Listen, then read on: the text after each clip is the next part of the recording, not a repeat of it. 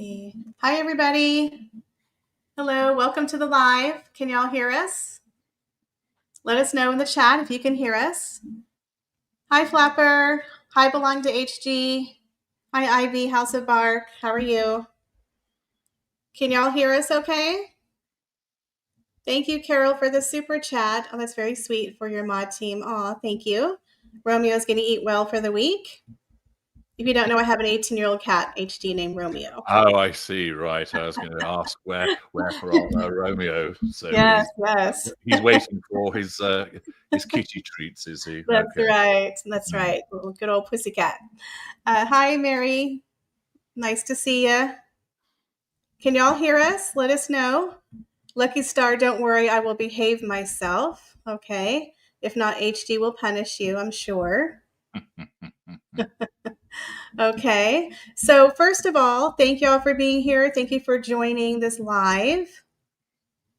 Can y'all hear us? Because I'm not seeing anyone in the comments. Can y'all let us know if you can hear us? I'm pretty sure they can. Okay. Let's see here. Okay, I'm going to put that in there. Okay, you hear us. Okay, thank you, Lulu's mom. First of all, before we get started, thank you, HD Tudor, for joining us today. We're so excited to have you back on the show. Thank you for inviting me on again, Michelle. Pleasure to be here. But before that, we have to congratulate HD Tudor. Today is his 10th anniversary for his blog. 10 years today. It certainly is, and thank you for recognizing that. Yes, way back on the 31st of August 2015, the Knowing the Narcissist blog sprang into life, and over 30 million blog hits later, it's still going strong with a legion of dedicated readers and millions of people that have been helped throughout its time. So I appreciate you acknowledging that. And how does it feel to have 10 years? It's pleasing to have achieved that. The average life of a blog is about 2 years. So absolutely kicked that into touch by busting through it for 10 years. And it's been interesting seeing the evolution of all of the various platforms that I've used. And the blog has always been that constant. It was the starting place. And there are some very loyal readers of mine, individuals who were there from day one and still are. And there's people that have dipped back in and they've gone and then they've come back. And it's been pleasing to see today where some of the old hands, individuals that there at an earlier stage, have popped in to say hello.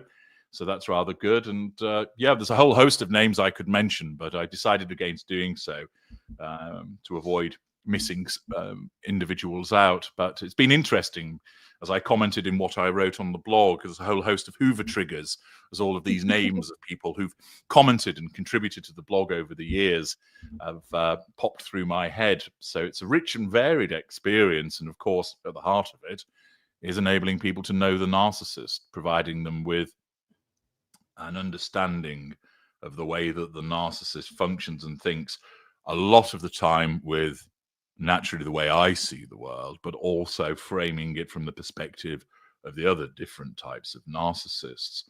And so it's a wealth of material there. And here I am, some 441,000 comments later. There's a very varied history. A few narcissists, unaware narcissists that have come to the blog in the past that float around. The vast majority of people there wanting help, and individuals who've struck up virtual friendships and have helped one another. So it's very pleasing to have stayed the course. There are periods, of course, when I'm busy, so I don't necessarily post as often as I once did and don't always moderate as much as I once did, but I still ensure that the blog remains and there are people that are active upon it, even if they're just reading, if they're not commenting. So it is a very useful resource for people with thousands of articles. So if the people who haven't dipped into it, and of course, there are some people that prefer to receive their material visually or orally, and there are others that would rather have it as reading material rather than watching and listening. So one's catering to different platforms in that respect. So yeah, a great achievement, very pleased with it.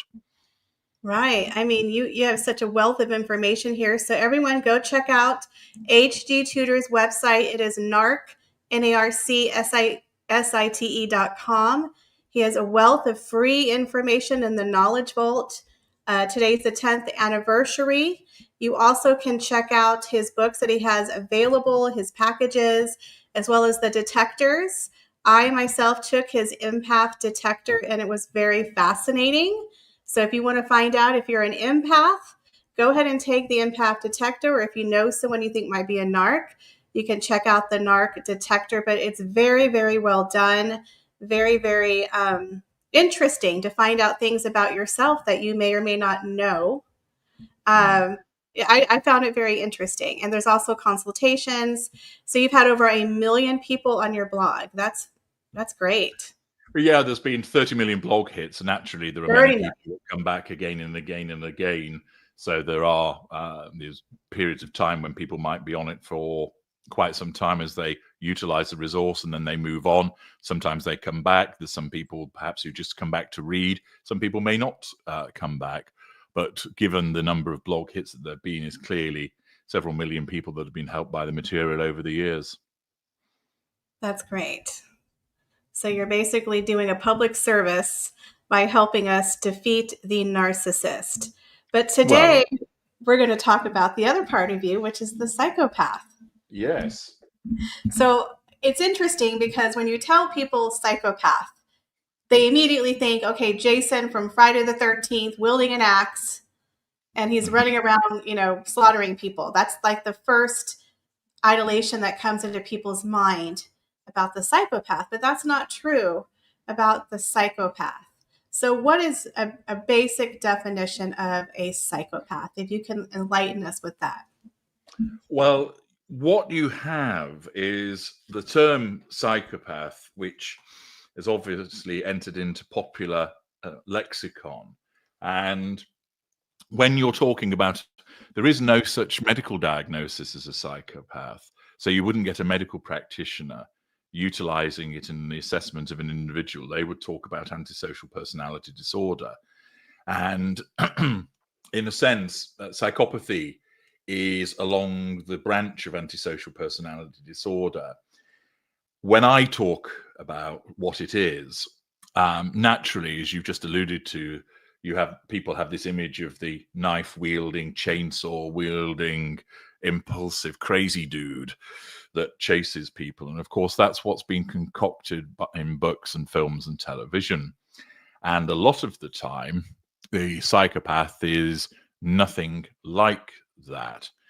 What you have with an individual that would fit the concept of psychopathy is an individual that has no emotional empathy. As an individual where, as I explain, they pursue something called the necessary triad. So these are three things. So when I've spoken about the narcissist and the prime aims, when it comes to the psychopath pursues the necessary triad. So that's a necessity for control over people. So again, people are there to be utilized as appliances, as playthings. The psychopath seeks stimulation, and the psychopath seeks accumulation.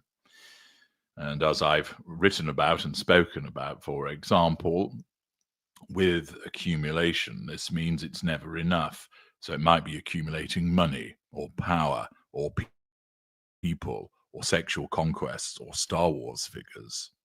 With stimulation, we have a low boredom threshold. And therefore, that's why the psychopath can be prone to impulsive behaviors, because a lot of the time, in order to keep that boredom at bay, there's this going through one's head. What if? What would this look like? I wonder what would happen if. So, for instance, you might get a psychopath that would think, I wonder what that person's face would look like if I smashed it through a window. And because they have no restraint on their behavior, and they're subjected to impulsivity, and they have no emotional empathy, in order to pursue that stimulation and keep that boredom at bay, they'll drive that person's face through a window and then go, oh, right, that's what it looks like. And accordingly, you also have, with the psychopath, the fear response is entirely different. So that the psychopath doesn't experience anxiety or fear. So that's why, for instance, you will get individuals who are either psychopaths or have psychopathic traits in relation to the diminished fear response, who are very effective as, for instance, first responders or as a surgeon. Indeed, some of the best surgeons may well be psychopaths, because if you think about it, what are they having to do? They're invariably involved in life-saving activity under considerable pressure, and you are cutting into somebody's body. Now, if you're a little bit squeamish, you're not going to be a particularly good surgeon. If you're concerned about the fact that you're going to be wielding a scalpel and there's going to be blood everywhere and that troubles you, you're not going to be an effective surgeon. Whereas if you simply don't care about those factors because it doesn't impact upon you, you'll be far more effective. Because you're able to operate under pressure, you don't have that anxiety or the skittishness that's present in other people. You become far more effective. And also there's the stimulation of it. This is interesting, saving this person's life. So often you'll find amongst surgeons a higher degree of psychopathy compared to other aspects of the population. So what you'll find with there is, as I mentioned, no medical definition of what a psychopath is. But in essence, it's somebody that pursues the necessary triad. They have no emotional empathy. They're often charming, but it's superficial and glib. Some have a low executive function, and these are the ones you'll often find in prison. Others have higher executive functions, such as myself, where you'll invariably find we don't get caught, and we're the ones that end up running corporations and countries. And there is this necessity of seeking the stimulation to keep the boredom at bay. There is the engaging in what would be criminal conduct. And again, there's a variance in relation to the extent to which the individual gets caught, whereby those with the lower cognitive function are more likely to find themselves in prison. It's governed by deceitful behaviors. There's aggressiveness, not always necessarily manifesting, but again, it depends upon the type of psychopath that you're dealing with. There's a complete disregard for the safety of other individuals. There's no concept of remorse that's involved. Social norms may not be abided by either.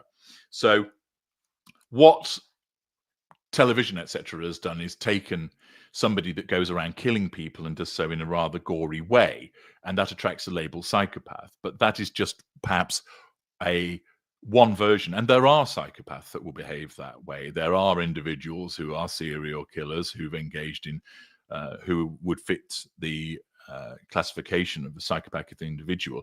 There are others who are not, and there are plenty of psychopaths who've never killed and never will kill. It's more likely to be the metaphorical blood on the boardroom floor, for instance. Okay, so basically there are different types of psychopaths, like there are different types of narcissists.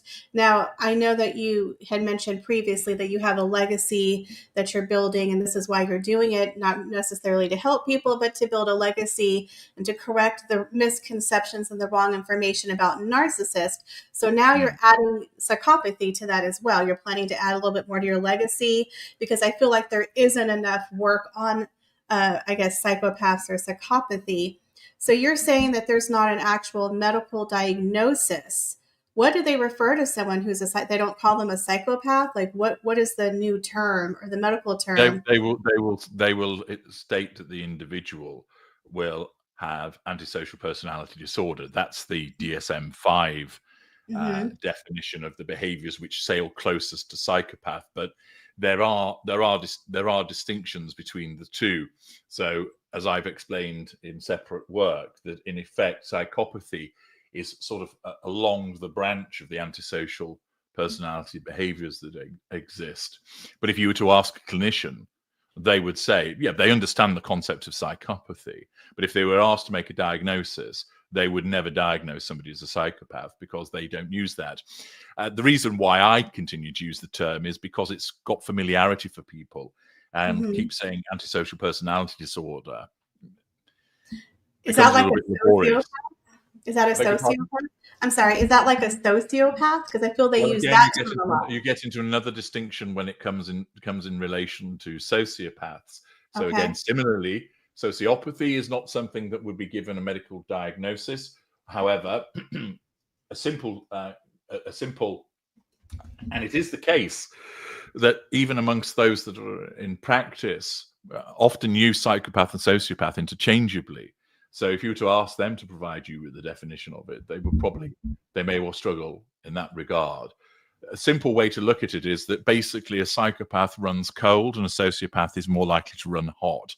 So they're more likely to be skittish and they're more likely to show a more anxious response, whereas the psychopath has that much more cold iciness about them. And you also have, of course, differences which will be seen with regard to the constitution of the brain, the way that the amygdala is formed, which allows people to make an assessment also. I think it was Robert Fallon who was looking at scans of brains, and you can make a determination from that, which assists in saying, because there's a different sized amygdala, which supports an individual being a psychopath. And he saw his, although didn't realize it was his. And it was only afterwards that he realized that he'd sort of said, oh, that image is of a amygdala that belongs to a psychopath. And then he found out that it was his. So he suddenly realized what he was. Okay. So this person opinion says, think they can only diagnose a psychopath in an autopsy. Would that have to do with the way you mentioned about the brain? What do you think about this comment?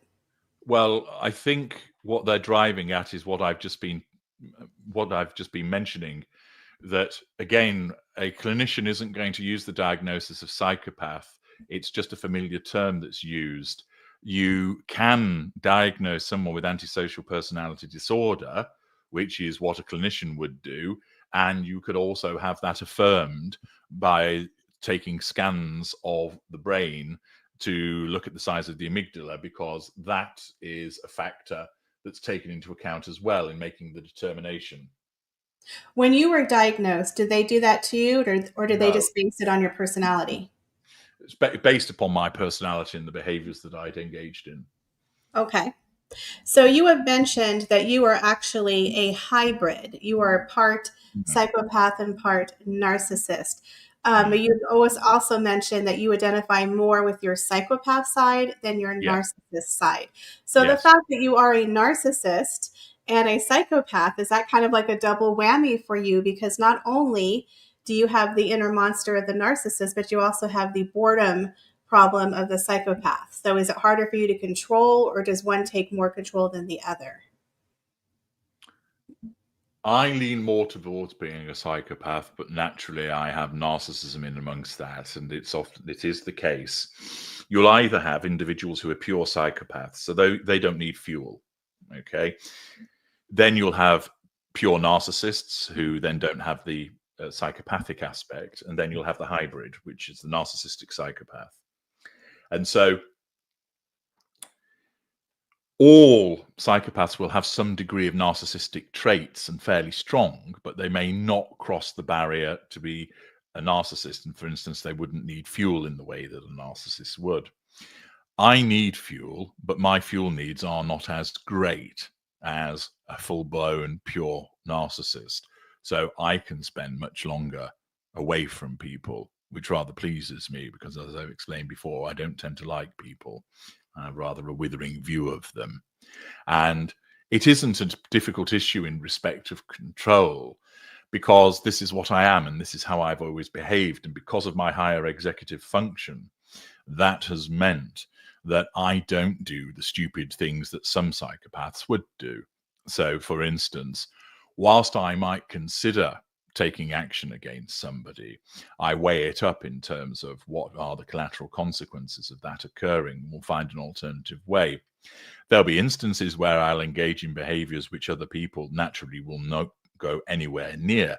There will be instances where those individuals would think, goodness me, even when I've done that. So for instance, I might provoke a fight, but I'm capable. So it doesn't trouble me if I was to get into a fight, because I'd be able to find my way. I'd be able to defeat the individual if it came to a physical interaction between me and that person. I'm trained that way. I am capable physically.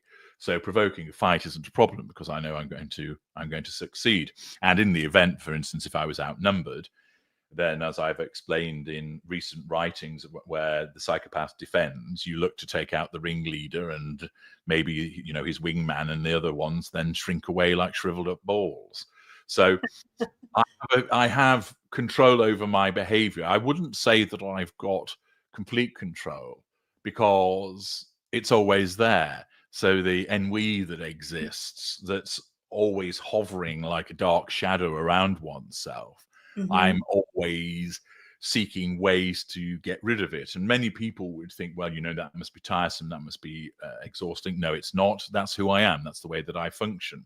It simply means that my mind is invariably thinking about lots of different things, and I will get bored by certain things promptly, which causes me to go and do other things which I find stimulating, which includes considerable risk taking, which is advantageous because that aids me in what I do professionally. That's why, because of my psychopathy, I am ideally suited to what I do professionally, because I don't experience a fear response, which is very necessary given what I do, and it provides me with considerable stimulation, the situations that I'm involved in. And accordingly, my personality is ideally suited for dealing with those particular situations. Now, there will be instances where people will suggest, yes, but your lack of remorse and your absence of emotional empathy could prove problematic. And I understand intellectually where somebody is coming from when they make mention of that in relation to what I do. However, I actually regard the absence of that emotional empathy and the absence of remorse as factors which make me even more effective of what I do. Because if I was concerned by the ramifications of what I was doing, aside from their impact upon me, because naturally I am the center of my own universe, if I was concerned about those factors, I wouldn't be as effective. If I was worried about how it would impact upon somebody else, I would not be as effective as I am. And again, I have been built in a particular way, which makes me particularly effective with regard to the things that I do. Okay, so let me ask you a question. Because you are a psychopath and a narcissist, do you have to get the prime aims and the triad? So I look to achieve both, but I don't have to achieve both all of the time. So what Okay. that means is that, let's say, for example, I'm sat on my own and my fuel level is decent already. So I don't need to go and get fuel at that particular moment. There's nobody on my radar, so I don't need to control anybody. I don't need to acquire any character traits. I don't need any residual benefits. So at that particular moment, the prime aims, although they're valid, they aren't, I don't need to do anything in relation to them at that particular moment in time. What about on the psychopathy side? There's nobody there that needs to be controlled. Do I need to accumulate? Perhaps. Do I need stimulation? Yes. So if I'm sat on my own, I may read a book. Okay. And so I got that stimulation. Or I may decide that I'll have a conversation with someone. And then when I'm having a conversation with someone, I must control them. I'm drawing fuel from them. I might not necessarily need that fuel, but I'm drawing it from them, and the conversation's stimulating. I might find myself in a situation with someone where I control them, they're giving me fuel, but they're boring me. So I then either decide I break off and do something else, or I start to play with them in order to alleviate that boredom. So naturally, because that's what I am, it's important that I cater for both of those aspects, the necessary triad and the prime aims, but I don't need them all of the time. So as you know, there's 4 aspects to the prime aims, 3 aspects to the necessary triad. I don't need all 7 every single moment. Right. Okay. So the is boredom what leads to you getting into trouble?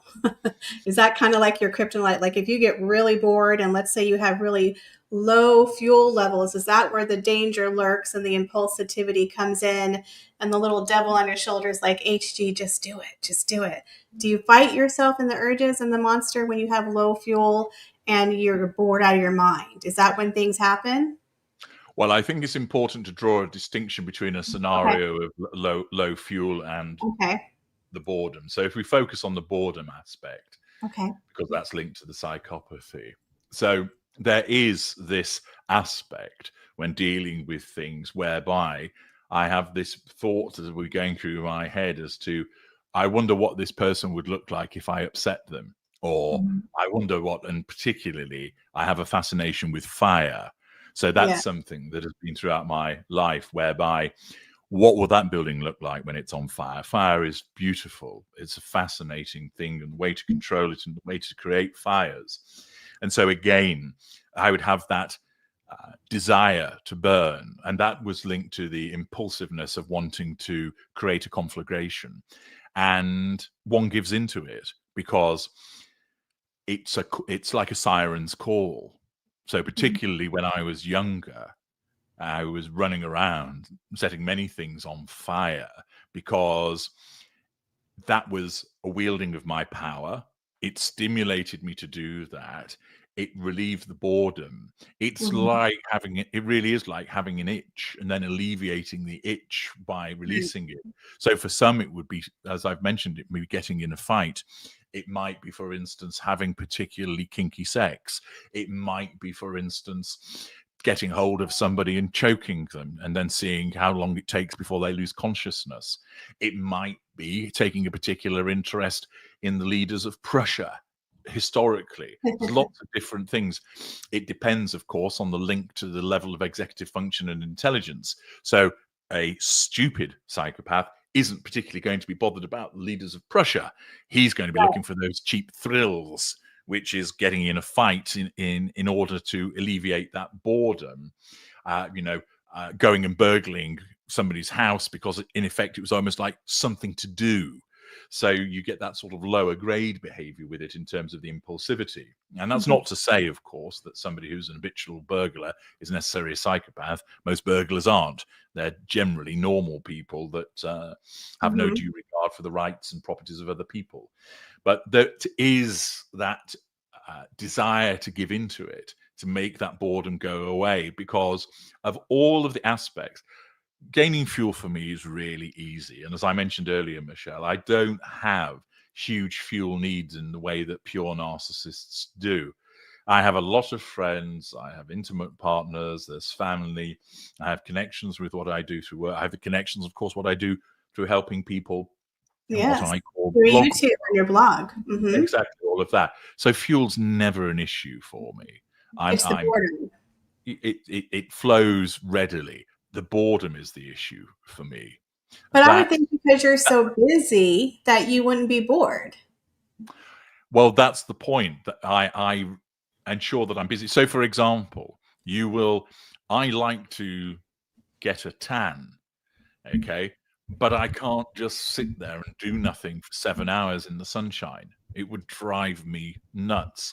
So, I would be writing something, reading something, talking to people, doing work whilst I'm in a hot environment. I might be out hiking or whatever it would be, taking in the view, uh, walking with companions, whatever it is, but just sitting there and doing nothing. No, when I'm waiting at an airport, there are instances naturally where I have patience. I have to because of what I do Mhm. professionally, but I'm being Mhm. stimulated when I'm doing that. So the role that I'm in at that particular time, because I'm focused on something, that gives me the stimulation that I need. Mhm. Yeah. Boredom is my biggest enemy. Right. I see. I'm the same type of person. I'm one of those people that I'm never bored. Being bored is Mhm. a luxury. I'm always working two jobs, working on YouTube, working a full time job, taking care of family. I mean, I'm just one of those people that I always have something to do. I never wake up and have nothing to do. I don't know Okay. how people do that. I'm just one of those people like you. I'm always on the go.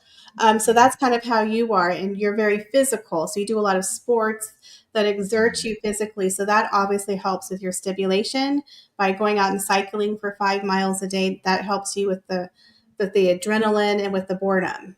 5 miles, that's rookie numbers. Oh, okay. All right, then you're a good athlete here. Opinion says, can HG use mind control or be aware that his behavior could have a negative consequences? That it was something extreme. I'm not understanding the question. Do Well, you? with mind control, naturally, that is inherent in the way that one controls certain people. One can control through the application of physical violence.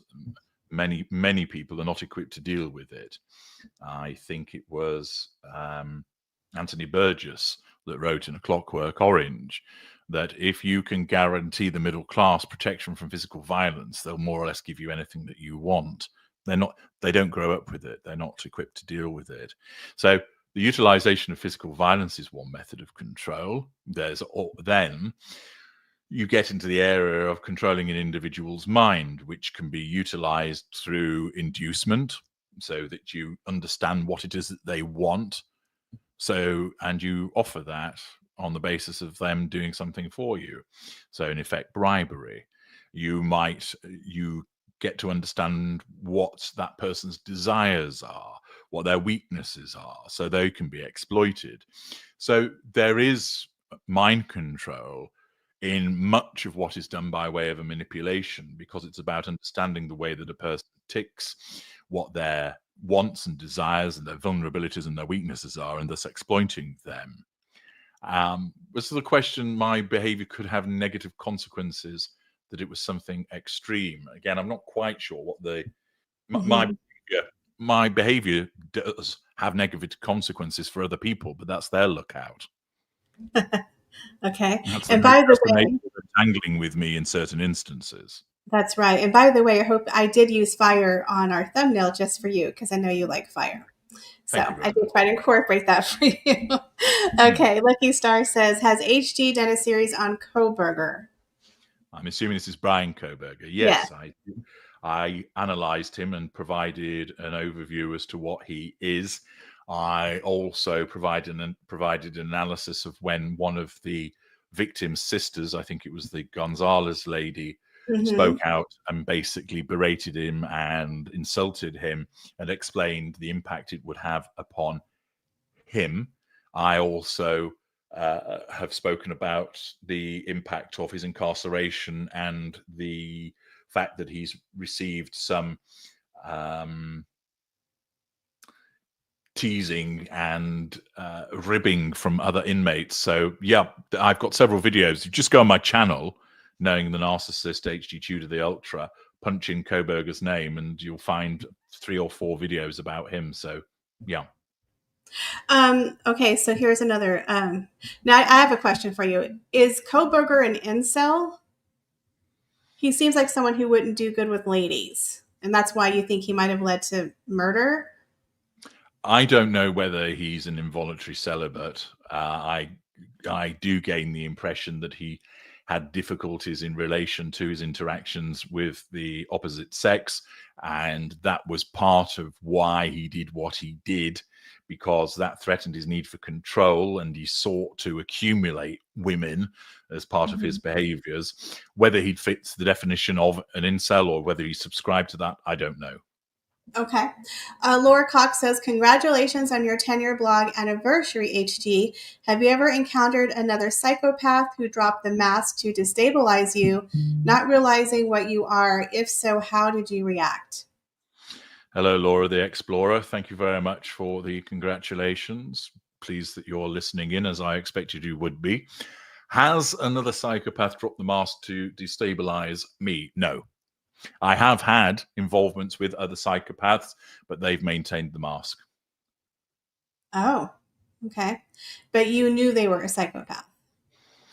Not necessarily straight away. Over a period of time of dealing with them, I realized that they were, again, in what I do professionally, I find myself involved with more than people would necessarily ordinarily do so.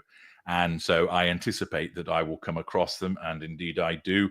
And after a period of time of evaluation, I recognize that the individual that I'm dealing with is similar to me.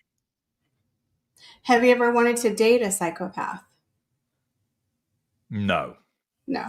Okay. Let's see here. I have my own questions. Okay. So when you were a child growing up, little HG, Mm. You knew you were different when you were a child, because you didn't have the same emotions like crying or tears or fear. As a little kid, so when you're like 5 or 6 years old, you're not going to know about a mask.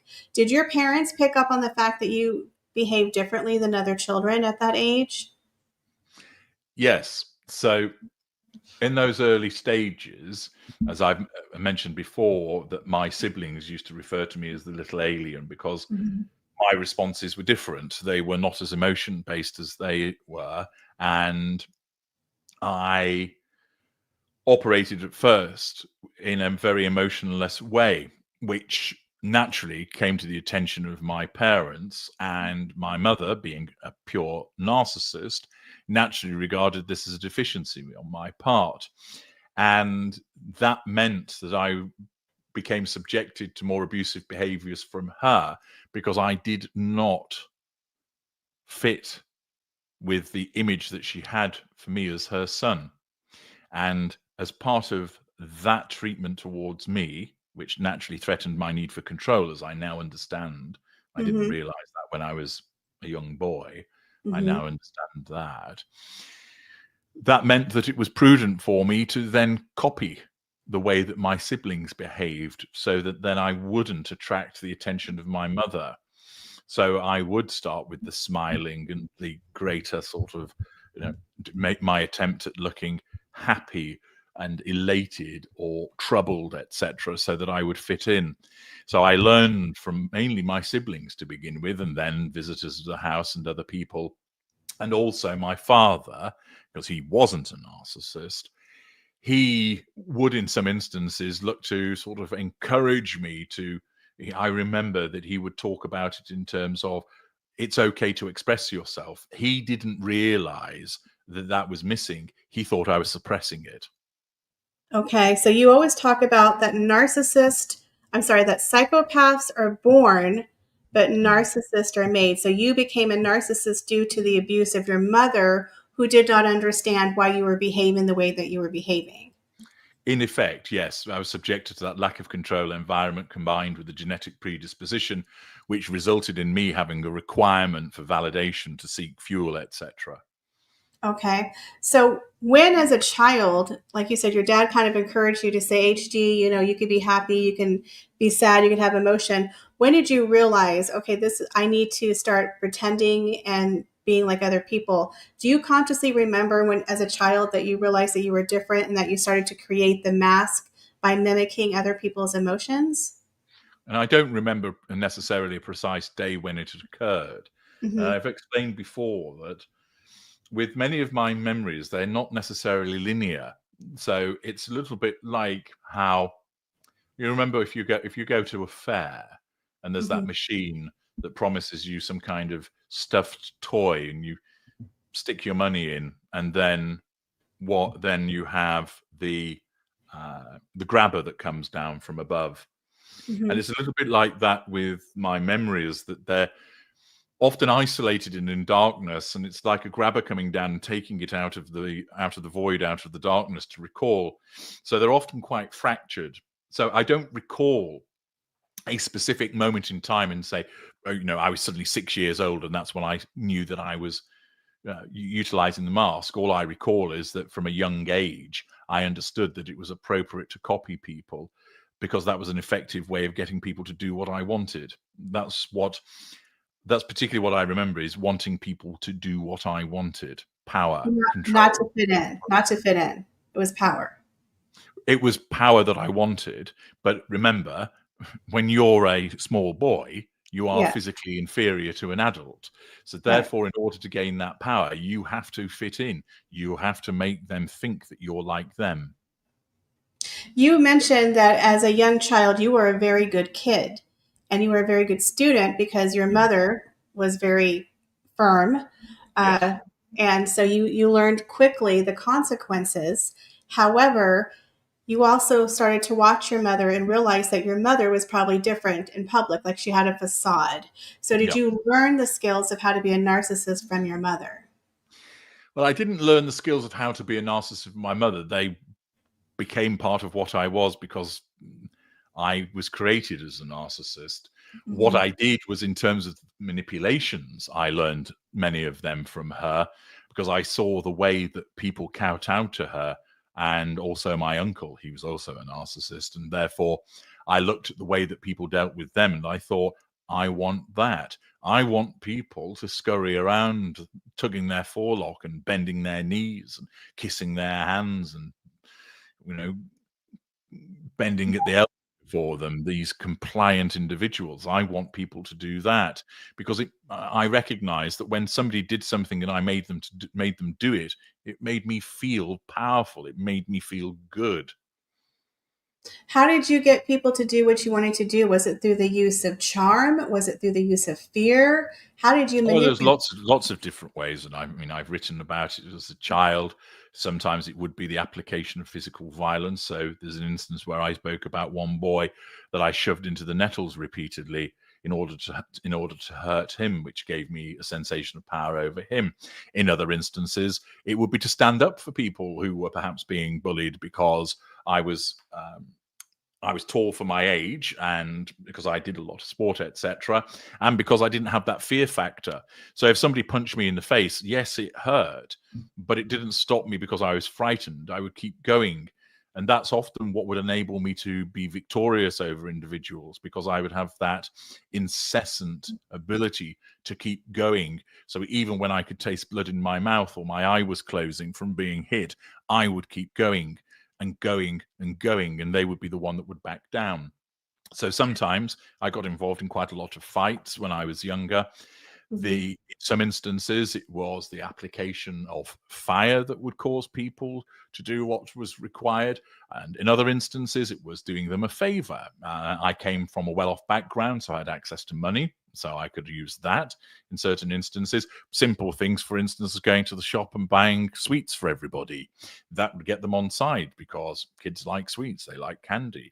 In other instances, because I'm witty and I developed charm, so I understood the power of compliments. I saw the way that my mother would dole them out, sparingly but effectively. So I utilized that.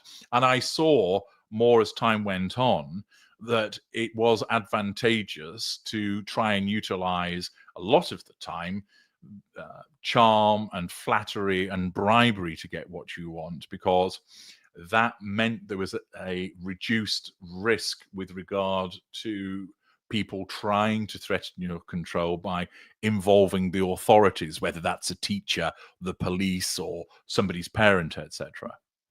So you found there's more bees with honey than vinegar, because I think charm, people really don't pay enough attention to charm. And if you're really good at charming people, you can get away with a lot of things. So you Absolutely.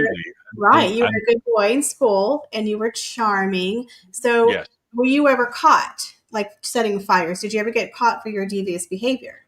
Oh, there were occasions when I got caught out, but it was few and far between. There were instances, of course, where if you get into fights, you invariably do get caught, because there's a group of people making a ring around you going, fight, fight, fight. There are Yes. other instances, of course, where you'd ambush somebody, and you make sure, every battle's won before it's ever fought. So you make sure the odds are in your favor. And that might where it's just be a one-on-one situation. There's no one around. So you give somebody a good larraping and then disappear off into the night, and they don't necessarily know who has done it, or in such circumstances there's nobody around to witness it.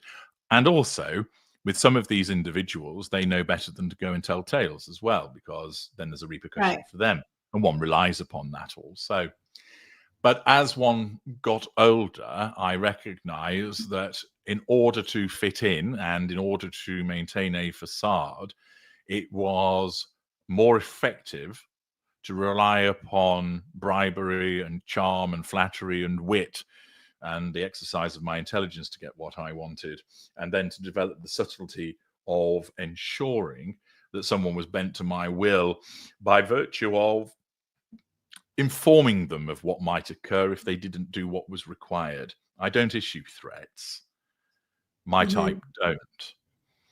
I simply inform as to what will happen, and people then understand that is what Right. will happen, and therefore they ensure that they do what is required of them.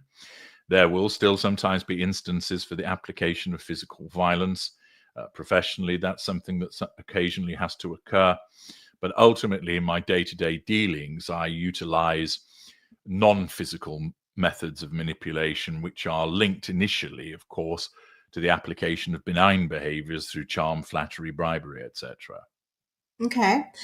Through the Looking Glass says, HD Tutor, I am reposting my question to add, was Ted Bundy a brilliant narcissist or a psychopath? What fueled his crimes? Well, if you'd like to know what he was, I would invite you to go to the Knowledge Vault and access Know the Narcissist, where you can put a list of names forward for me to analyze. Okay. So my question to you is, you utilized charm early on as a skill front, and then you talk about how you went to the school of psychopathy, figuratively, how you learned about yourself, because again, as a child, you weren't diagnosed really until you were in college that you were a narcissist and a psychopath. And you talk about how you learned that your siblings were the building blocks of the finishing school, your girlfriends were the pillars and the walls, and the good doctors made the roof. So this is your figurative finishing school of psychopathy. Is this where you honed in on your skills and learned about yourself, that you were building this finishing school, that you were collecting data and learning how to use it to your advantage? Yes, I've always naturally been interested in what I am and what drives me. And so it allowed me to practice certain behaviors, to learn from certain individuals, to hone my abilities on certain individuals, and to explore and understand more about me. And so the various groups that you've just mentioned there, Michelle, were all part of putting that together. And that's what enabled me to be effective. One of the strengths that I have is the ability to absorb from other people. So it's a little bit like a device. Part of it's the character trait acquisition that occurs by virtue of my narcissism. But by drawing in aspects of other people, that I not only can take their experiences to pass off as my own, but what I do is that I recognize and learn from those individuals and take parts of their skill set and think I can use that, whether it might be their knowledge about something or seeing the particular way that they do something. It might be the way that they speak. It might be the way that they look. It might be the places that they go to.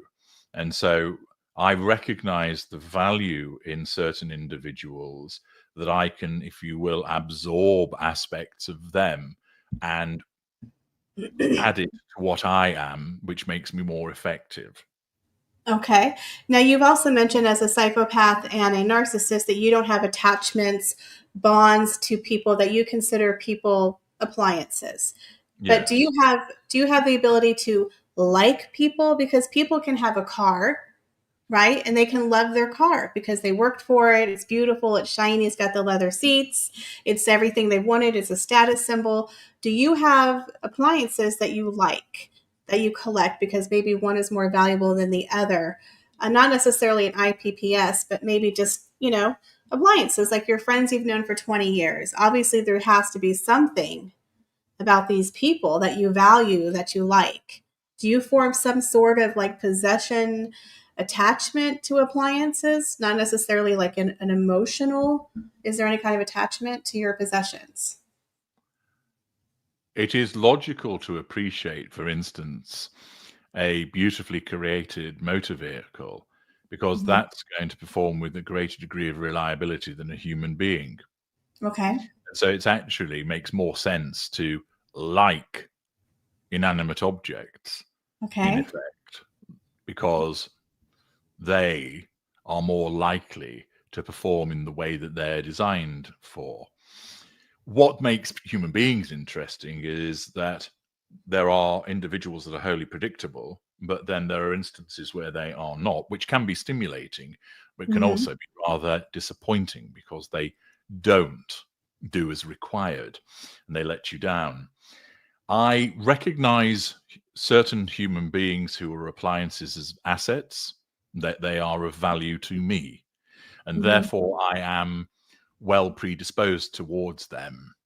Hmm. I think you would describe it as saying, I would like that person, but I think Okay. it's more accurate for me to say that I have an appreciation of them because they serve a usefulness to me. Right. Because I know there are some people that you absolutely do not like. Mm. So I would hope that you would like me more than James Corden, because I know you don't like him. You needn't worry about James Corden arsehole. You'd really have to be working hard to find yourself Okay. on par with that useless lump of lard. But I think naturally I don't go around because, again, I recognize that one ordinarily you don't talk about people in this way of Mm-hmm. saying, oh, I appreciate their value to me, Mm-hmm. because people think that's a bit of a strange thing to say. I can tell you that because I can be truthful about what I am, because Mm-hmm. you don't know who I am. But Right. ordinarily I would use phraseology such as, oh yeah, I really like Paul, he's a good friend. Right. But Well, what I to you, really mean is, yeah. what I really mean is, I appreciate Paul, he serves a useful purpose to me. So your long-term friends that you've had since childhood, Yes. would they consider you a best friend? Is there someone out there who's like, HG is my best friend, but to you, they're just a very valuable appliance?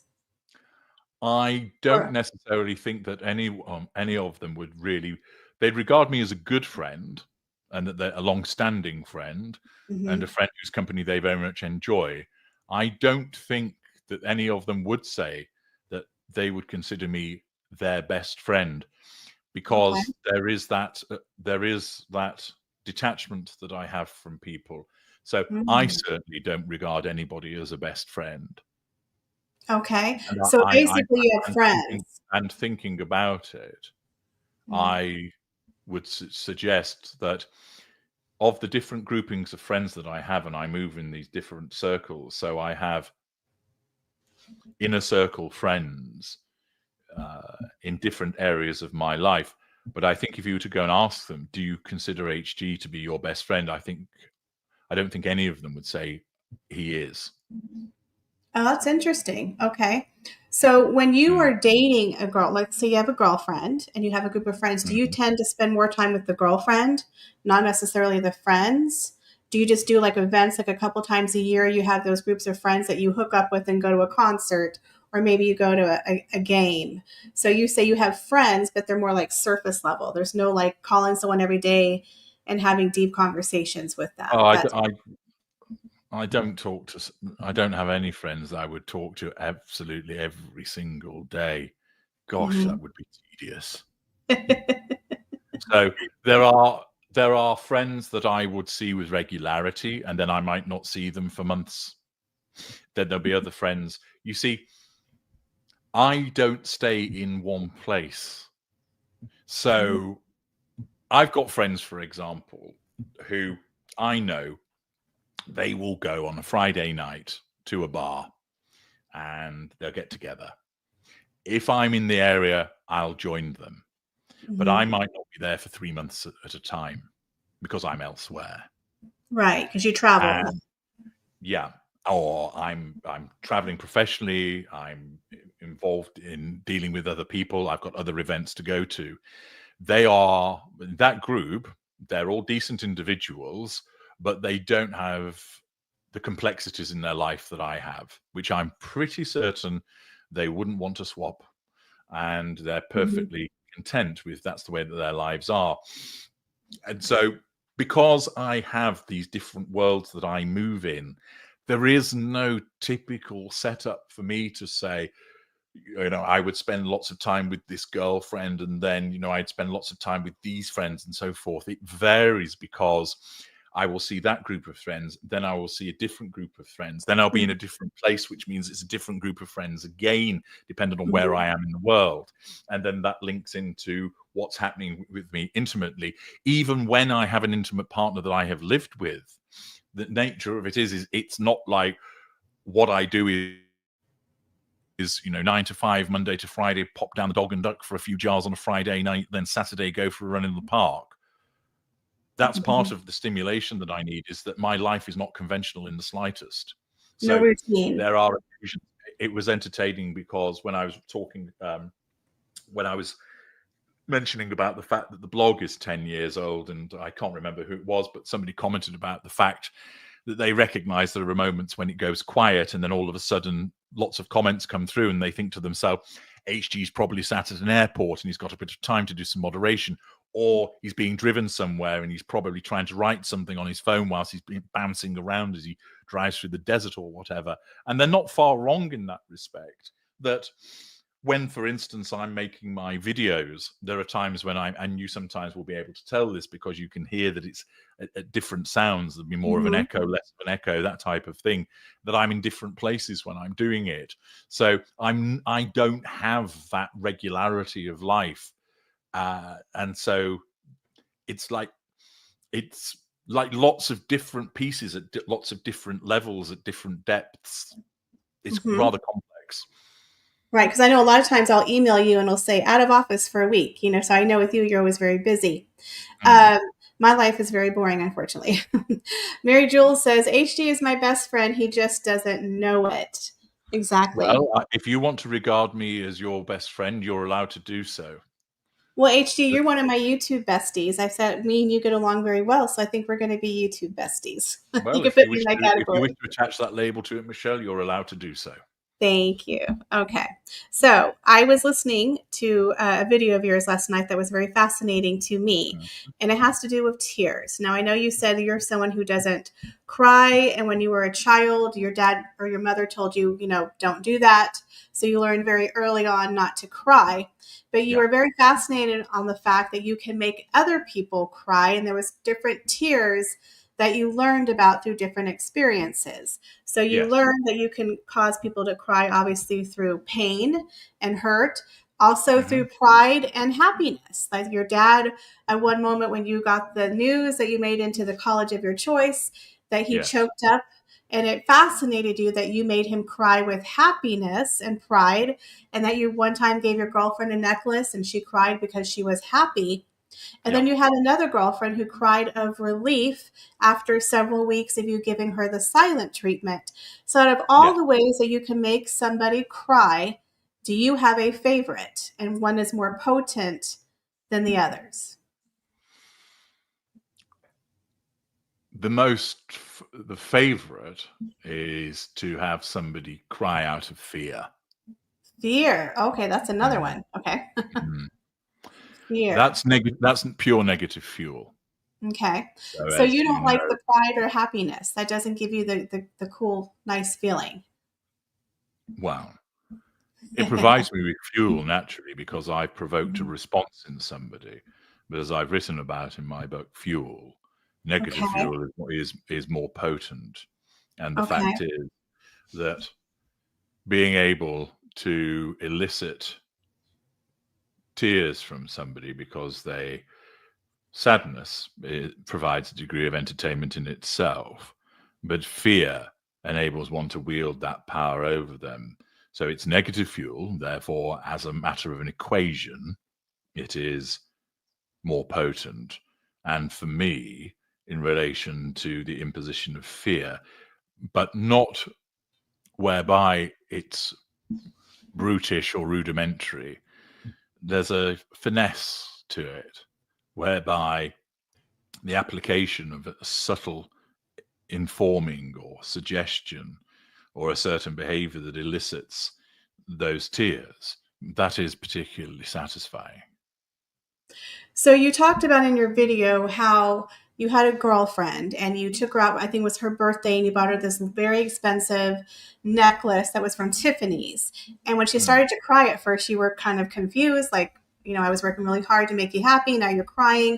But then when she told you she was crying because she was happy, and that gave you a surge of power. Would that be your equation of joy? Your version of joy? Was that? I suppose that would be the case, that when she explained, "Oh, you're such a wonderful boyfriend," etc., and the tears of joy came, that it makes you feel powerful. It invigorates one.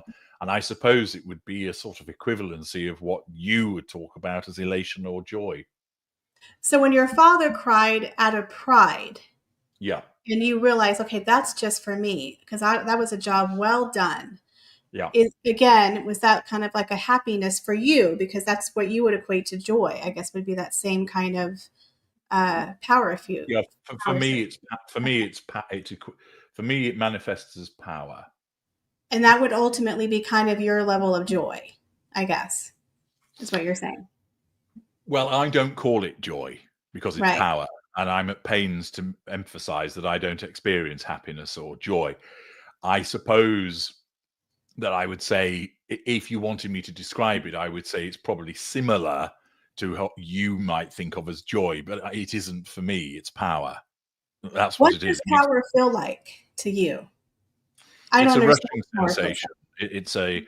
It's an ability to feel invulnerable and impregnable, that one is able to achieve whatever one sets one mind to. Does it give you butterflies? Like, I mean, I guess I just don't No. understand what power feels like. Well, Okay. as I say, it feels well. Okay. Have you ever taken ecstasy? No, Right. I Okay. haven't.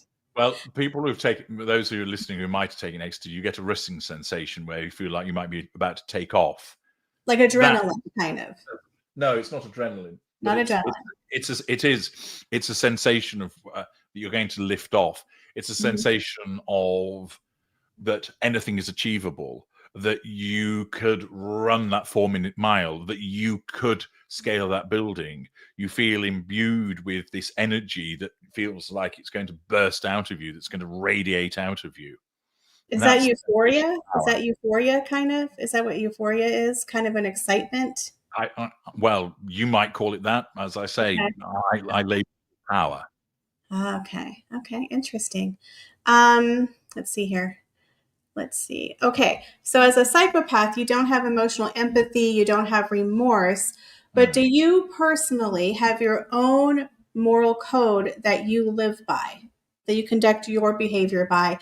Like, let's say you're a court, you're a judge, and you have your friends and your appliances, and by you and your moral standard, you conduct yourself in a certain way according to the laws of HG, right? So do Yes. you have your own moral conduct that you uphold for yourself and that you also uphold for the people around you? I operate to a code which is my code. However, if I needed to deviate from it, I would do so. But there is a pattern of behavior that is associated with a code that I operate to. Yes. Okay. Um, sorry, I'm just going through my questions here. Let's go through some comments. Are we okay with time, HD? Because I have a lot to, Yes, but that's okay. okay. That's Okay, great. Okay. Um, Susan G says, do you ever find or feign remorse or empathy in a situation where you think it might be expected? Oh, yes. There'll be instances where I will express what is cognitive empathy. So I understand where there will be instances where looking concerned would be Mhm. appropriate, or I really have to put my arm around somebody to comfort them. And there will Mhm. be instances where I will utilize expressions of cognitive empathy and feign it, particularly in the context of romantic relationships.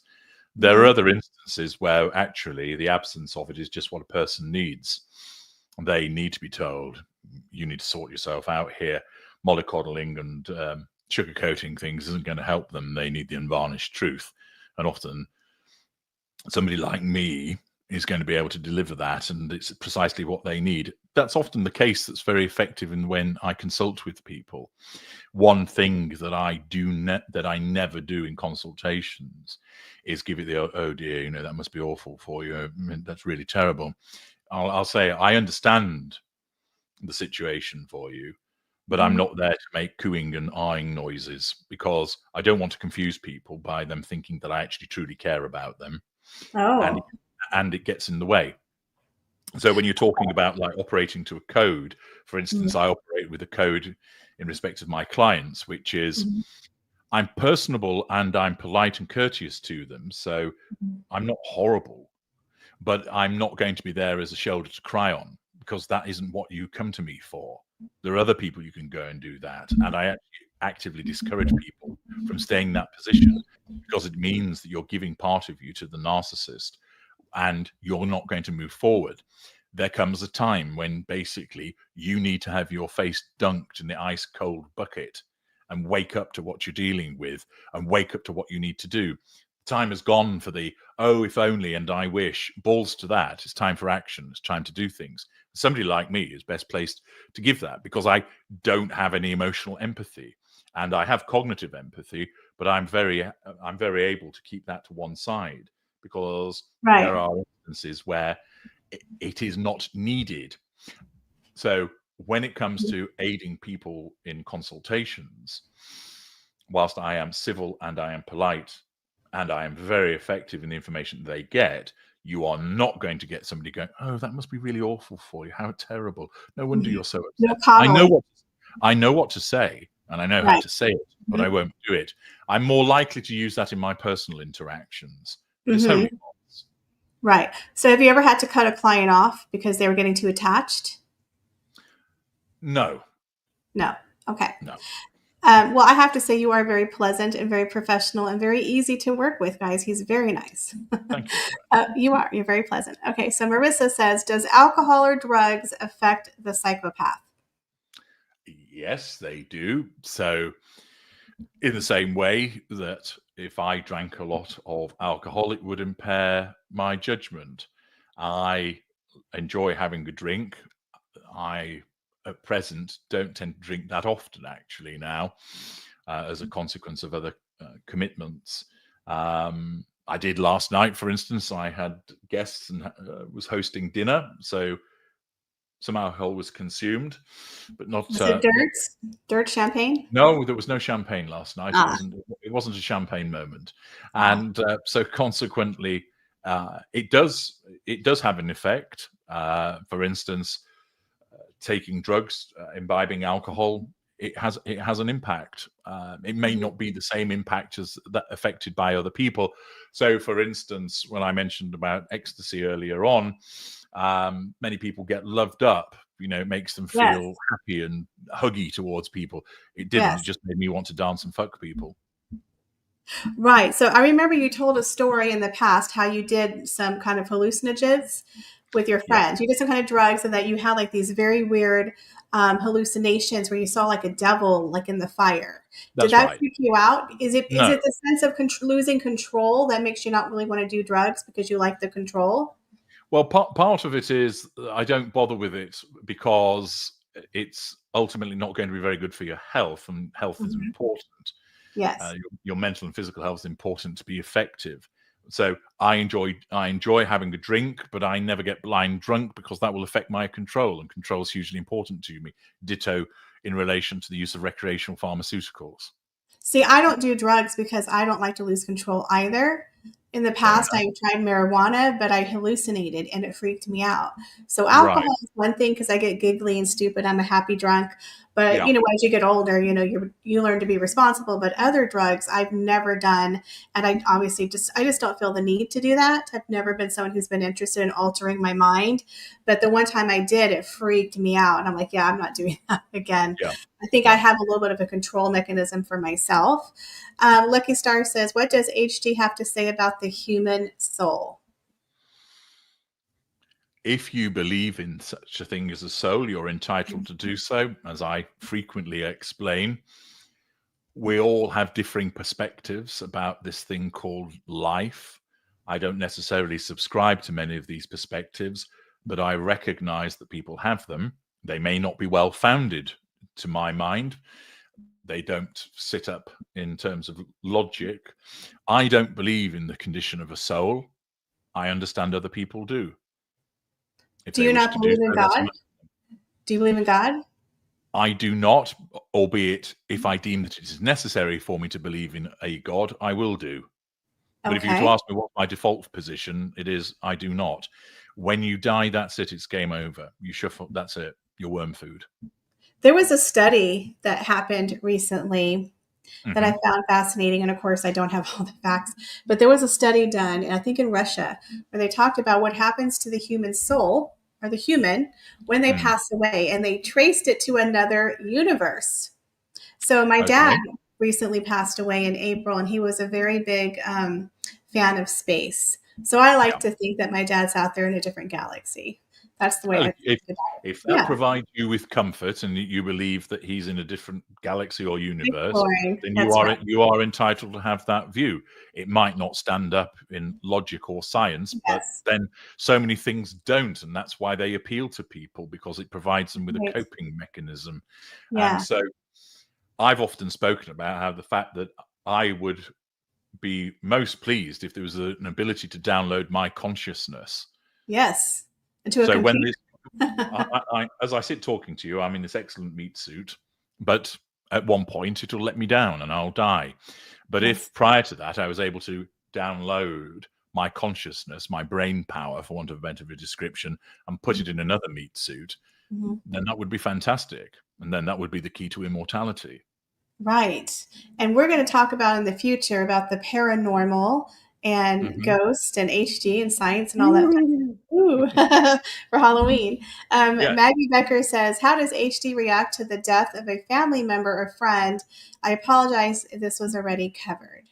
No need to apologize, Maggie. It's a valid question. So, how do I react to the death of a family member? Invariably with jubilation, popping of champagne corks. No. I've explained hitherto that when it comes to death, that invariably it's a mild source of irritation in relation to some individuals who would be a friend, because they have gone and I wasn't able to have a say in their departure. I don't mean that I wanted to kill them. What I Mm-hmm. mean is that they served a purpose to me and now they don't, and that's rather annoying. So it's entirely focused on me. So if they are no longer around, they are no longer serving a purpose to me. It's only mild irritation, because it's not like my world falls apart because they're not around. And remember, I'm not sad or upset at their death because I have no emotional empathy. They're simply there to do what I require of them. And now you're no longer there. Right. Well, that's a little bit annoying because you're not around, but no biggie. I'll just move on to the next person instead. With family members, well, there are certain family members who I would actively encourage them to die.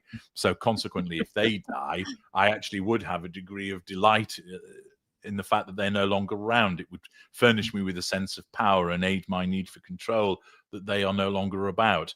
But I don't get sad and I don't get upset, and I certainly don't miss any of them. That's very interesting. Okay. Um, let's see here. So, have you ever been caught out in public? Has your mask ever slipped? And someone ever caught you out with your In mask? public, no, no. No. Okay. And you find that being a psychopath, do you find that being a narcissist or a psychopath is more advantageous, I guess, in business, relationships, or strategy? Do you think your psychopathy or your narcissism serves you better in those areas? One can see how both are advantageous. With the narcissism, that aids with regard to the necessity of control.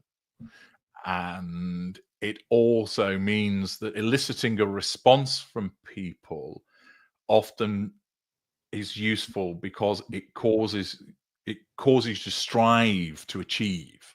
So I suppose the vanity and the grandiosity and the pride that's integral in my narcissism assists in that striving for excellence. The psychopathy assists because there is the absence of fear, the devotion to the application of logic, and that results in much better outcomes because I'm not governed by an emotional response. I'm governed by one which focuses on logic, and therefore that makes one effective. So I don't waste time with emotional responses which would deflect from an appropriate outcome, slow one down, prove to be a hindrance. So they both aid. Interestingly, when I was dealing with a psychologist a number of years ago, she opined that my narcissism got in the way of my psychopathy because Oh, of because of the sort of vanity associated with it and the necessity of getting people to respond to it. I disagreed, but it was interesting to receive her input in that regard. I had quite a lot of time for her, actually. She had some useful insights. And overall, I lean more on my psychopathy because that is the cold, hard application of logic. And the necessity of stimulation means that it causes me to want to secure an outcome. So it makes you determined, and you take the initiative, and you're not resting on your laurels, etc. Which is part of the reason why I have such a prodigious output in relation to my videos and blog articles, consultations, alongside what I do in my private and personal life. Right. Okay. Someone wanted to ask you about your relationship with animals, and I think he's answered that before, but I don't know if you want to answer that. I'm not an animal lover. He's not an animal lover. Well, a lot of people aren't. I mean, that's a fair thing. No, I don't care for animals. I think they're largely smelly and get in the way, and they're rather unpleasant. And as a consequence of that, Okay. no, I'm not an animal lover. Oh my God. Someone just said you two would make a great couple. Well, that's very kind of them to say so. I don't think you'd necessarily think that, Michelle, after being my girlfriend for a period of time. Well, you do know that Mom is approved of our wedding, guys. That we are. Well, yes, I've heard that, and I understand that she's already been to see a milliner to get her hat ordered. So that's right. That's right. Putting matters in hand, exactly. Yeah. And just so you know, this is the Mama approved wedding night attire for our wedding. So, right. Okay. yes. I was wondering who on earth that is. It looked a bit like mining class, but so she's decided that you're going to be wearing some kind of Victorian ensemble. That's right. And if Okay. you're really good on our wedding night, I'll let you hike up the 90 for 3 minutes, HD. That would, that would just fall off of its own accord. Okay. So a lot of people are like, what is going on? There was a joke that we were engaged, you guys. So some people are just like so confused. Okay. So basically, I do have a lot of spicy questions called 50 Shades of Grey. And I know it's already been over an hour. So if y'all are interested, would you like me to ask HG some spicy questions? Put it in the comments before we close out of here. Let me know. But before we get into the spicy questions, I thought we'd play a quick game of this or that. Are you interested? Okay. So if you could, so basically we're going to play this or that. If you could save 100 strangers or a loved one. 100 strangers. Okay. Passion or stability? Stability. Skill or popularity? Skill. Cherished or respected? Respected. Hero, anti-hero? Anti-hero. No company or bad company? Bad company. Oh, painful truth or comforting lie? Painful truth. Okay. Pause time or rewind time? Pause time. Arrive early, arrive late? Arrive early. Planning or winging it? Planning. Family or friends? Friends. Keeping the bedroom door closed or open? Is that really would depend on the scenario, but if I had to go down one side or the other, the door would be closed. Shall I say keeping the dungeon door open or closed? Oh, there are no dungeons. They're no dungeons. Far more well appointed than a dungeon. Okay. Looks or personality? What? Looks. Oh, okay. Calling or texting? Calling. Funny movie or dramatic movie? Dramatic movie. Chocolate or vanilla? Vanilla. Ooh, okay. Just not vanilla sex, right? Precisely. Okay. Dragons or unicorns? Dragons. Christmas or your birthday? Christmas. Really? You wouldn't choose your birthday because it's about you? Yes, but birthday is just one day. And oh look, I'm a year older. What if I can do? Christmas is much more. There's a much greater level of expectation amongst other people at Christmas time, which then lends itself to a much greater degree of manipulation. Are you a good gift giver? I'm an excellent gift giver. Oh, good to know. We like a generous man. Star Wars or Star Trek? Star Wars. Picnic in the park or dinner at a fancy restaurant?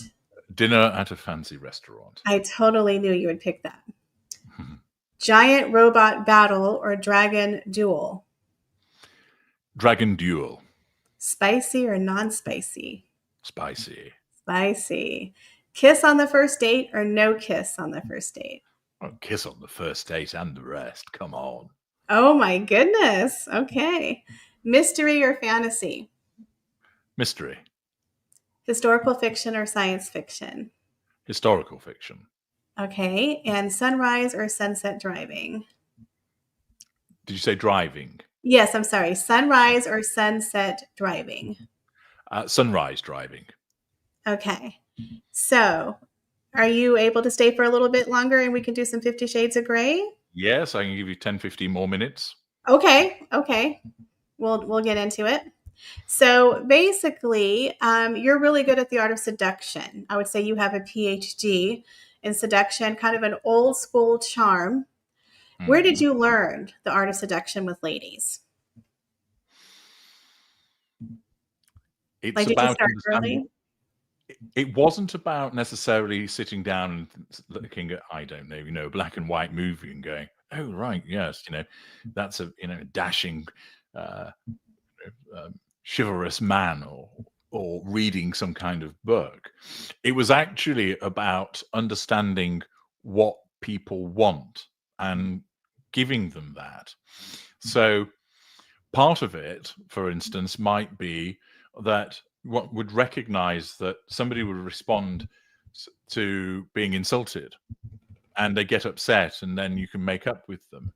And the relief that they experience as a consequence of that is so powerful that it's worth running the risk of insulting them to begin with. In other instances, one can recognize that an individual is motivated by flattery about their looks or about their accomplishments.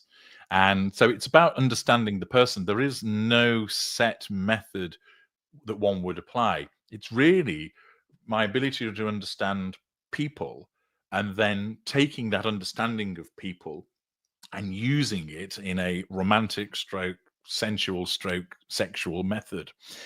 I keenly observe the way that people react. So it's a little bit like when I'm seducing somebody and getting intimate with them, that I have a very keen awareness of their responses.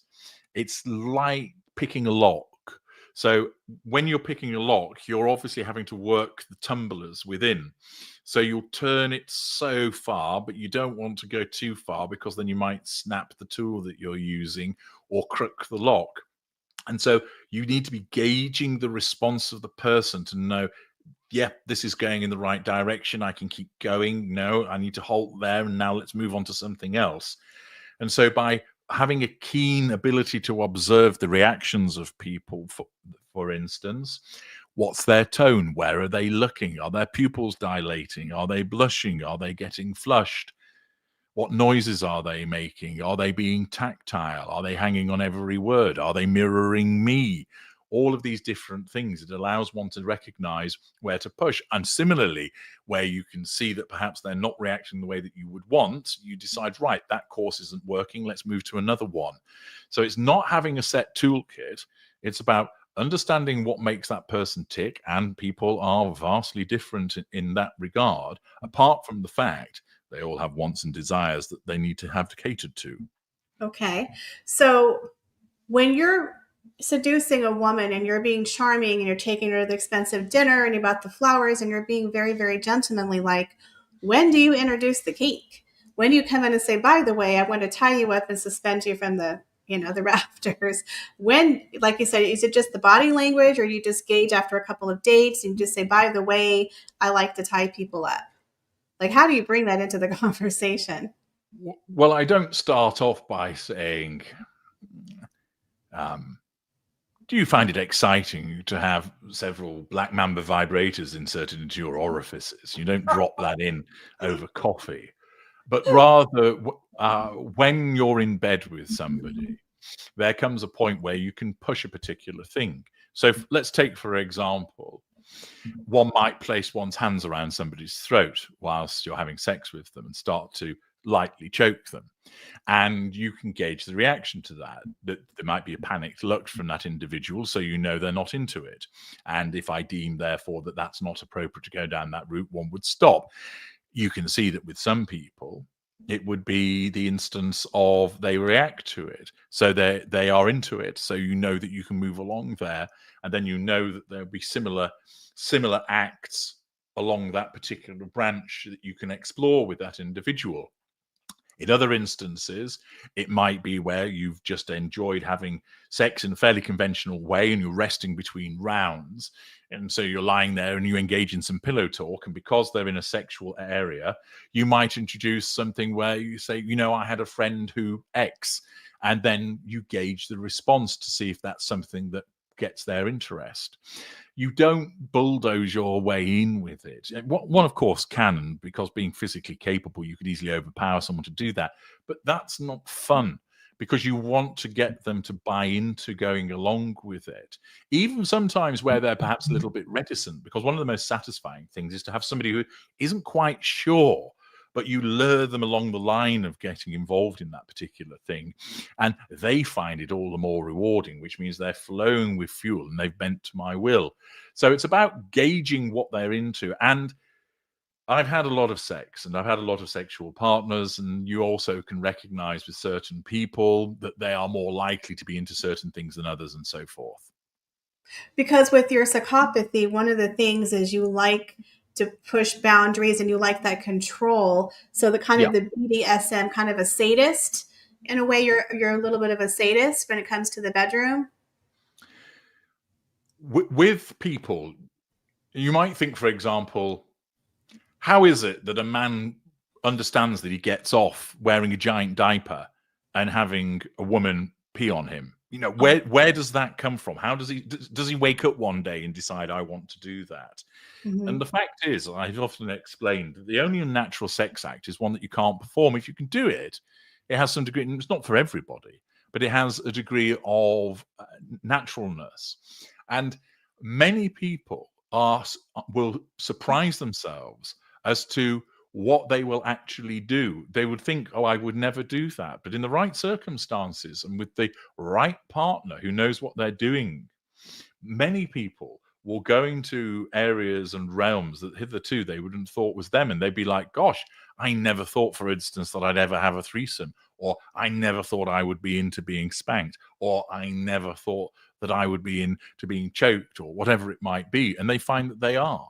But it's all about introducing it at the appropriate time. And yes, there is an aspect of my personality that is sadistic.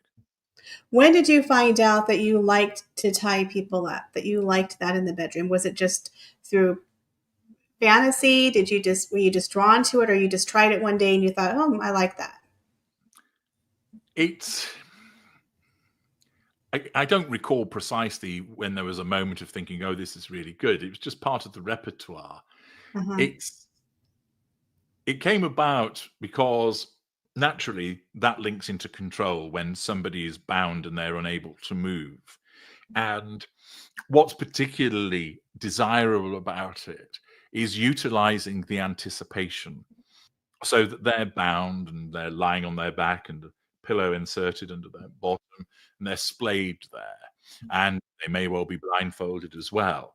And so with the use of just speaking very quietly, or even feeling your breath, or the very slight sensation of your hand hovering over them, is hugely powerful. And so it came about as a consequence of my early interactions with individuals, because it was a way of applying control over them.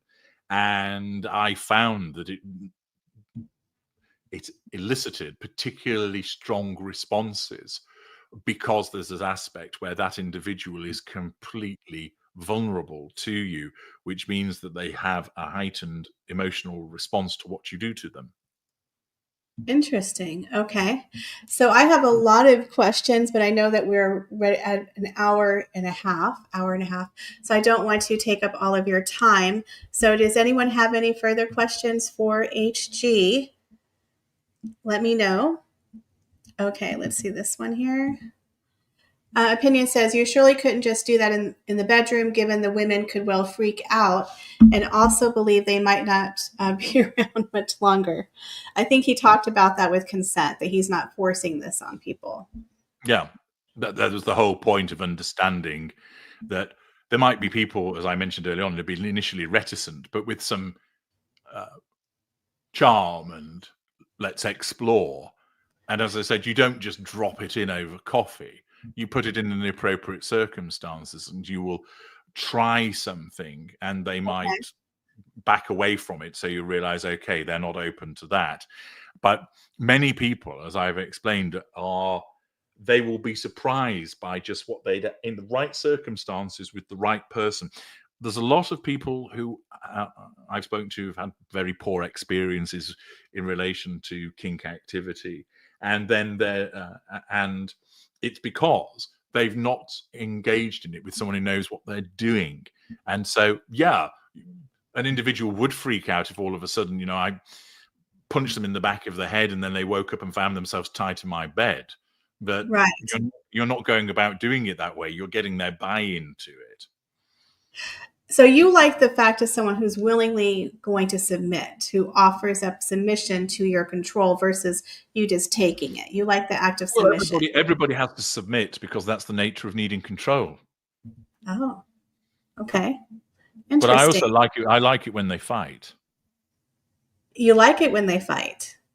Yes, because there's a challenge included in that. But submission always ultimately has to come because that's the nature of gaining control, isn't it? So let me ask you a question. What happens if you're dating someone and you really like this person, but they're like, nope, I'm not doing that. It's going to be vanilla. I'm going to wear that white nightie. You're going to hike it up for 3 minutes while we watch Wheel of Fortune, and that's going to be the sex. Is that going to be a deal breaker for you? That doesn't happen. It doesn't happen. Okay, would it be a deal breaker? Believe me, there are not women who just behave that way that when I'm with them. And I am very experienced, I'm very skilled, and it's not blowing my own trumpet. The fact is that this sort of stereotypical image of the person whose legs you have to prise apart, and they wear the great long nightie and so forth. Many people's sexual desires and mores are just waiting to be untapped. So you like the challenge of unleashing that in someone who otherwise would never do that. Yes. So sometimes they will fight against it, not in a sense of they're frightened. It's just that it doesn't feel something that's necessarily comfortable for them. And part of what I get out of it is I know, because of my extensive experience and because I understand people, it's quite simply, let me take you along this road, and believe me, put your trust in me and you'll find it rewarding. And they do. And it opens them up to experiences that they would have never contemplated having were it not for the fact that they were involved with me. And being able to take someone who perhaps is a little bit timid or shy in that regard, not dead set against it because they're terrified, but it's like, no, I'm not quite sure about that, or I feel a bit silly. But you've got to remember, you're not meeting them at a bus stop and immediately saying, let's do this. You're making them feel at ease. You're making them feel desired. They're in the mood. And then you take them along that road and you open doors up, which hitherto they didn't perhaps even know that they saw that door. And then you help them through that door. They don't have to go through it themselves. And then afterwards, they're lying back and they're thinking, I never realized I had that in me. And that kind of response, of course, provides me with huge amounts of fuel, and also demonstrates that they're under my control, that I've caused them to engage in something that they were initially reluctant to do or were nervous about engaging in. And now they're going, I can't get enough of this. Do you have a playroom in your house that's dedicated to this, like a 50 Shades of Grey room? No. I have a very large, the two properties I have 2 large bedrooms which lend themselves to the playing of games. The playing of games with a little bit of, what is it, Strange Love by Depeche Mode on the radio and some candles burning in the window. Perhaps, but there is no sort of sex room that I've created, because you usher somebody into that. You see, you can go obviously to certain places and find people who are definitely up for that kind of behavior, because there are organizations and networks that exist for all of that. And I would rather, if I was to be involved in that, I would rather do so in the. It wouldn't be within the confines of my intimate relationship. I would just sign up and go to these appropriate clubs, etc., and indulge there if I deemed it. To me, there's a greater level of satisfaction bringing somebody into my world and collecting them. And so if I brought them back to my house and went, open the door, and they looked in on this sex dungeon, they'd probably like to go, oh my goodness me, what's all this about? And so what you've got to do is you create an environment which is one that's more familiar to them, and you can introduce those things as you go along. And that's what's much more effective and rewarding. Again, too much is taken from what people see on television and in film, etc. And it's much more rewarding to draw somebody into my world and cause them to open up like a flower for me in respect of behaving in a particular way that they give themselves willingly as a consequence of my coercion. Okay. Suzette says, excellent interview, having worked as a mental health professional for the past 28 years, HD. Okay. Thank you, Suzette. Julia. Hi, Julia. Julia says, does he like being dominated as well, or is it all about the woman? I am the dominant. There will be instances where I would agree in certain instances to being restrained, but generally I'm the one that does the dominating. Because that's the sadist side, correct? That's the one who likes to do the doing. Well, it's more to do with the necessity of control, and I'm just not submissive by nature. As I have explained previously, there are some narcissists that engage in submissive behavior, and they do so because, first of all, because they decide to do that, they still have control in that respect. And also, many people engage in behaviors where they are submissive because it's not just about a sexual thing, it's about a release from responsibility. And consequently, subconsciously for that narcissist, by still being in control because they're the one that made the decision, but then relinquishing that control by being submissive, it provides them with a degree of release from that underlying need for control. For me, I don't need that release.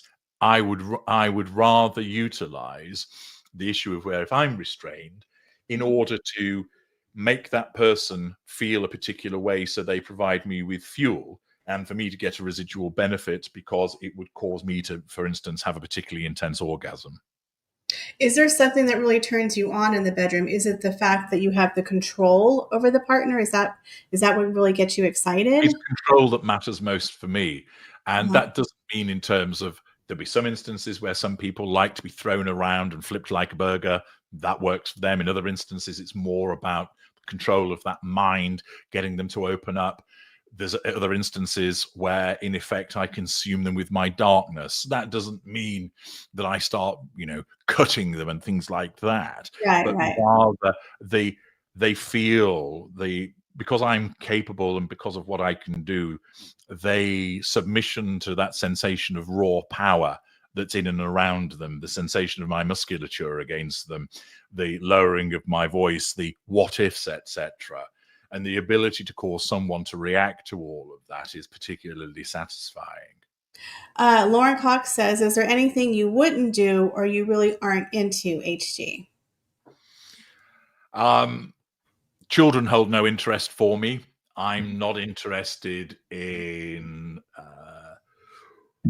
for instance, getting smeared in shit, because that's just filthy. So I'm no interest in that because of I'm a bit of a hygiene enthusiast. Yes. And sex is dirty. Sex is, you get a little, messy, right? Yeah, I don't feel the need for someone to take a huge dump on my chest after I've given Okay, good. So there are certain things that I am not into. Yeah. Okay. Mel says Michelle is lovely. HD should meet up with her.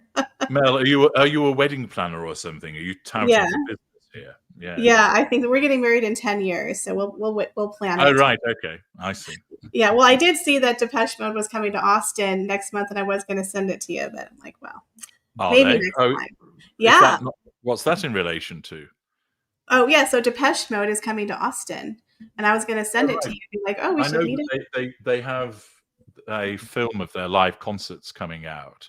Oh, okay. Tickets go on sale in I think September the 17th, and I think Yeah. it's rolled out from October. Perhaps it's related to promotional work for that. Yeah. Well, maybe next year we'll have a date. We'll plan a Depeche Mode date. Okay. Mama approves, y'all. Mama approves. Okay. I have a lot of questions, but I don't want to take up all of your time. Well, you can save them for another occasion. Yes, I think we'll get more into the 50 Shades of Grey, maybe another show.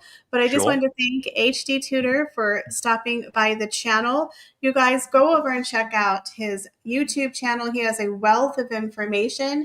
He has 256,000 subscribers. Let's get him to 300K. And he also has another channel which he is dedicated to teaching people about psychopathy. And I think it's really, really important. He gives a lot of good information, and we need to get him up to 10,000 followers. And my bestie says she is truly grateful for this in-depth interview, Mr. HD Tudor. It significantly enhances our understanding of the topic. You're most welcome, Alicia. Thank you for that observation. I'd just end by saying, whilst I've only touched on certain aspects, and particular in relation to me, if you are involved with a narcissist, or you know somebody that it is, or you're trying to move on from it, or you just want to understand more about the topic, I have thousands of blog articles, thousands of videos. Use them. There's lots of material, as Michelle has highlighted, in my knowledge vault, and you can arrange to speak to me. Read the testimonials from people. You can dip into the work for free, so it doesn't naturally cost you anything, and you'll recognize how potent and effective it is. You can talk to people on my blog, and they will tell you how it's worked for them. You can look at the testimonials that appear in relation to my products and services, and then you can decide, I'll engage with HG. You will not regret it. Anybody that utilizes my material becomes enlightened. They give an insight, and they achieve the freedom that they richly deserve. Use this material. It's life-changing and it's life-saving. Very well said. And he has a wealth of books that you can also check out on his website as well as on Amazon. They've helped thousands of people, guys, and he gives a lot of free advice over on his YouTube channel. So I just want to give a shout out to my moderators. Thank you, Carol and Lizzie, for doing an amazing job. And of course, thank you to the wonderful HD Tudor for coming back to the Royal Daily Tea YouTube channel. It's always fun and fascinating to speak with you, HG. Not at all. Thank you, Michelle, for your interesting questions, and thank you for inviting me onto your show, and I look forward to the next conversation that we shall have. Thank you. Bye, everybody. Thank you for joining us. Have a good day. Make sure you head over to Sue Smith's channel. She has a very fascinating live. There's some legal stuff going on with her and YouTube, so make sure you go and check it out. Bye, guys.